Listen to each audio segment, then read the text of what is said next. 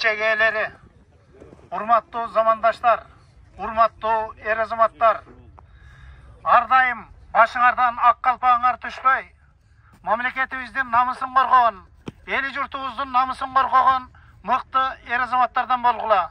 Алла Таалам ар бириңерге жакшылык берсин, оомат берсин, ийгилик берсин.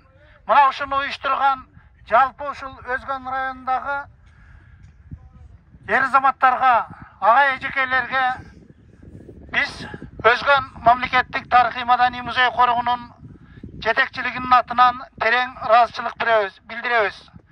Ар дайым ак калпагыбыз башыбыздан түшпөсүн. Ала тообузда тынччылык, ынтымакчылык, бириндик болсун. Бүгүнкү майрамыңыздар кут болсун.